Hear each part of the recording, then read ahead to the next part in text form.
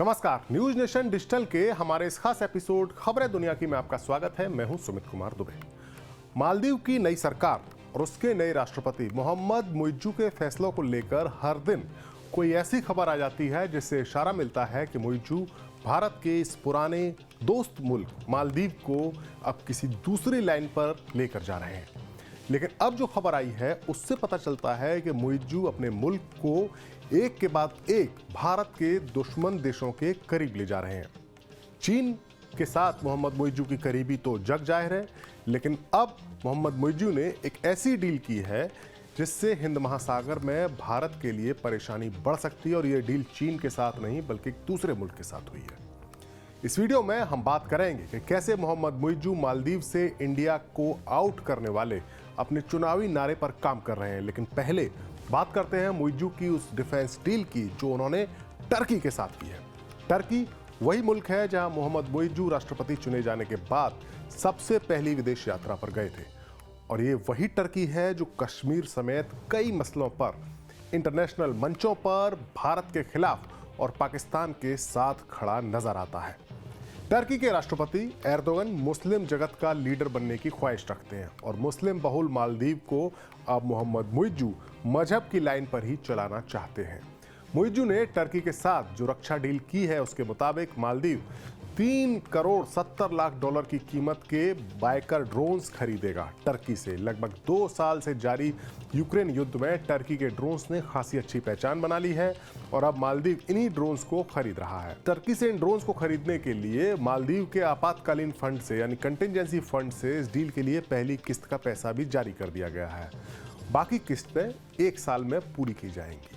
Biker Erdogan के दामाद की कंपनी बताई जाती है और टर्की की मिलिट्री को ड्रोन्स की सप्लाई करती है। पिछले 2 सालों में टर्की के ये मिलिट्री ड्रोन्स और जो ड्रोन्स का मार्केट है उसका टर्की एक बड़ा खिलाड़ी बनकर सामने आया है, बड़ा खिलाड़ी बनकर उभरा है। मालदीव का कहना है कि वो इन खतरनाक ड्रोन्स को अपनी समुद्री सीमा की निगरानी करने के लिए इस्तेमाल करेगा। भारत के लिए मालदीव का ये फैसला काफ़ी बड़ा झटका है और वो कैसे है ये हम आपको बताते हैं कि अभी तक मालदीव की समुद्री सीमा की जो निगरानी का काम है या जो जिम्मा है वो भारत निभाता रहा है। भारत से मालदीव को इस समुद्री निगरानी के लिए 2 ध्रुव एडवांस लाइट एयरक्राफ्ट और एक ड्रोनियर एयरक्राफ्ट तोहफे में दिया गया था। यानी भारत ने ये 2 हेलीकॉप्टर्स और एक ड्रोनियर एयरक्राफ्ट मालदीव को गिफ्ट कर दिया था समुद्री निगरानी के लिए। भारत और मालदीव के बीच की ये डील 2016 में हुई थी और ये इस डील की जो लीज थी, जिस लीज पर ये गए थे, ये 2018 में ख़त्म हो गई थी। और तब मालदीव के राष्ट्रपति और मोहम्मद मुइज्जू के राजनीतिक गुरु अब्दुल्ला यामीन ने भारत से इन हेलीकॉप्टर्स को वापस लेने के लिए कहा था। लेकिन 2018 में चुनाव हुए और यामीन की सरकार गिर गई और भारत के समर्थक माने जाने वाले सोले की जीत हुई और ये डील आगे बढ़ गई और भारत के 2 हेलीकॉप्टर और एक एयरक्राफ्ट मालदीव में ही रहे। भारत के जो 88 सैनिक मालदीव में मौजूद हैं वो इन्हीं हेलीकॉप्टर्स और एयरक्राफ्ट के मेंटेनेंस के लिए तैनात हैं। मालदीव ने इन सैनिकों को भारत वापस भेजने की डेडलाइन भी तय कर दी है। मालदीव का कहना है कि भारत 15 मार्च तक अपने सैनिकों को वापस बुला ले। दरअसल भारतीय सैनिकों की वापसी एक ऐसा मसला है जिसे मुइज्जू पिछले साल राष्ट्रपति पद के चुनाव के दौरान से ही बड़े जोर शोर के साथ उठा रहे हैं और उन्होंने इसको उठाया था और इसे एक इमोशनल मुद्दा बनाते हुए मोहम्मद मुइज्जू ने इसे मालदीव की संप्रभुता के साथ जोड़ते हुए इंडिया आउट का नारा लगाया था। इंडिया आउट नाम की कैंपेन चलाई थी। अब प्रेसिडेंट बनने के बाद मोहम्मद मुइज्जू इस इंडिया आउट की कैंपेन पर अमल भी कर रहे हैं, इसे अमली जामा पहना रहे हैं। ये उनके फैसलों से पता चलता है।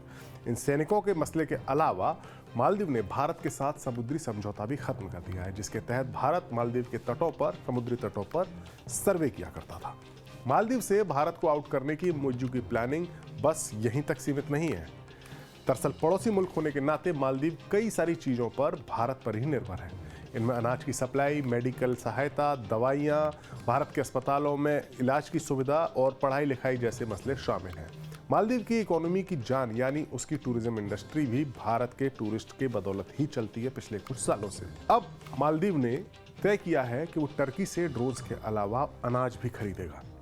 टर्की के साथ मालदीव ने 1 साल के लिए चावल, चीनी, आटा और बाकी खाद्य पदार्थों की आपूर्ति के लिए एक समझौता किया है और मालदीव से जो जानकारी मिली है उसके मुताबिक टर्की से आटे की पहली खेप अगले महीने यानी फरवरी में ही आ जाएगी। अनाज के अलावा हेल्थ भी एक ऐसा फैक्टर है या हेल्थ भी एक ऐसा सेक्टर है जिसमें मालदीव काफ़ी ज़्यादा भारत पर निर्भर है। अभी तक मालदीव की हेल्थ इंश्योरेंस पॉलिसी जो है, जो उसके तहत भारत के अस्पतालों में फ्री इलाज होता था मालदीव के नागरिकों का, लेकिन अब मुइज्जू इस योजना में यूएई और थाईलैंड जैसे देशों के अस्पतालों को भी शामिल कर रहे हैं। यानी अब मालदीव के नागरिक इलाज के लिए बस भारत पर ही निर्भर नहीं रहेंगे, बल्कि वो इन 2 मुल्कों में भी इलाज करा सकेंगे। दवाइयों को खरीदने के लिए भी अब मालदीव ने अमेरिका और यूरोपीय देशों के साथ करार कर लिया है। अभी तक मालदीव में ज़्यादातर दवाइयों की सप्लाई भारत से ही होती थी।